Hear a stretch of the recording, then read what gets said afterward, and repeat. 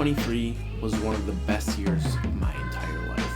I was coming off of 2 years of just being depressed and overall shit. That was the year I decided I needed to change my life. First things first, I started working out in my basement. Don't worry, I eventually did end up getting a real gym membership, but everyone has to start somewhere. Then I started to try to read and become smarter. My whole life, I wasn't a great student, but I knew I wasn't dumb. In spring of that same year, I decided to start the Deltos TikTok channel, and at first, it blew up. Millions of views, ad revenue, t-shirt sales, but most importantly to me is I was doing something I loved and improving my life while doing it. And then 2024 rolled around.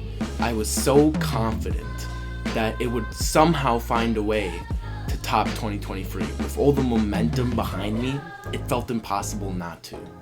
But overall, for some reason, the year felt lackluster. At first, I was insanely motivated, going to the gym a lot, TikToks daily, but then something happened. The love of posting TikToks just disappeared, and it showed in my videos too. In just about half a year, I went from the young, energetic kid who everyone said had wisdom to a shadow of my former self. Weathered, tired, and unsure of the path ahead of me. I was dealing with the pressure of my own expectations. And then I decided I need a job. And while I loved my job, suddenly the dreams I had a few months ago became a passenger in my own life, next to school, social pressure, and my job. When summer was over, I got incredibly busy, following the same strict schedule every single day. It was school in the morning, from school to work, from work to the gym, and then from gym back home making TikToks every single day. I thought that I needed to do everything all at once, but as you could have guessed, it led to burnout. And even when I knew that I started to burn out, for some reason, I wouldn't let myself step off the gas pedal, which made it even worse. There's an old saying that you definitely heard before, and it goes, "A jack of all trades is a master of none." Somehow in 2024, I worked incredibly hard and made next to no progress. I spread myself too thin, simply put.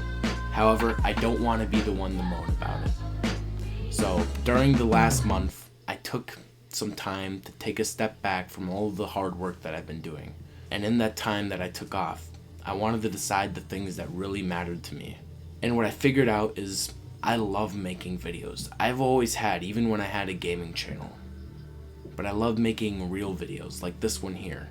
Not the short form that you see on TikTok that is dictated by some sound that you use and some hashtag that you couple on with it.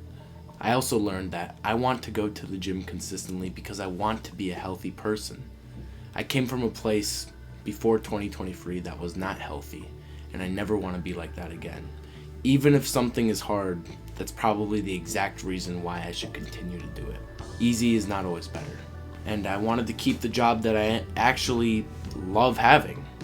It's the same job that can fund weird projects and give me enough money to go on random experiences. I'm also incredibly grateful for my family and friends, and I wouldn't trade them for absolutely anything. Ultimately, I'm aware that I have a huge dream that I want to achieve, but it's a marathon, not a sprint, and I had to learn that the hard way. I want to go into 2025 being grateful for everything that I have and also remain present in absolutely everything that I do. Even if it's the simple things like drinking a cup of tea, joining a soccer league with my friends, chilling out and watching a show after a long day of work. I think a lot of the times in life, as humans, we wait for the big things to pay off in the hope that they can make us happy and bring fulfillment.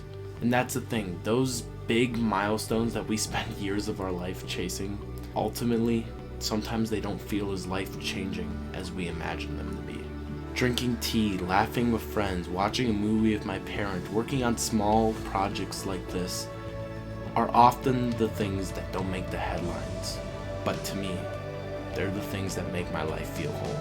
So as I head into 2025, I'm done waiting for the big things in life to make me happy. Instead, I'm gonna start showing up to the little things.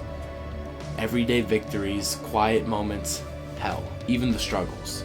because I think if you pay attention, you'll see that's where life really happens.